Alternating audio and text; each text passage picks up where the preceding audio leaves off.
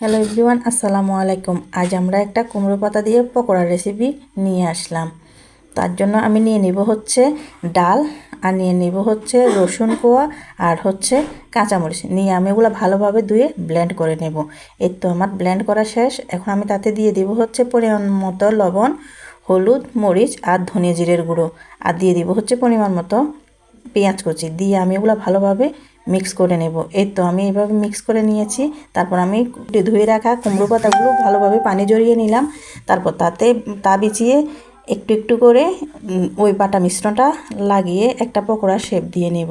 আপনারা কে কে এভাবে পকোড়া বানিয়ে খেয়েছেন কুমড়ো পাতা দিয়ে কমেন্ট করে জানাবেন, আর কেমন হয়েছিল তাও জানাবেন। আর যদি কেউ না খেয়ে থাকেন এভাবে খেয়ে একবার দেখবেন, খুবই মজা। আমি কিন্তু মসুর ডালের মিশ্রণটা পুরো পাতাটাতে ভালোভাবে মিশিয়ে নিয়েছি, আপনারা দেখতেই পারছেন। এভাবে করে মিশিয়ে নেবেন। এই তো এখন আমার সবগুলো পকোড়া বানানো শেষ। এখন আমি চলে যাব হচ্ছে চুলায় গিয়ে আমি একটা কড়াই বসাবো।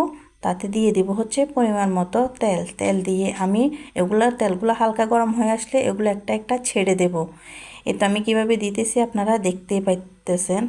তারপর আমি এগুলো হালকা করে ভেজে নেব উল্টে পাল্টে। এই তো আমার ভাজা শেষ। এখন আমি তুলে নেব একটা প্লেটে। আপনারা যদি চান এগুলো ভাতের সাথেও খেতে পারেন বা এমনি সস দিয়েও খেতে পারেন। আর আমার ভিডিও ভালো লাগলে লাইক, কমেন্ট, শেয়ার আর আমার পেজটা ফলো করে দিবেন। আল্লাহ হাফেজ।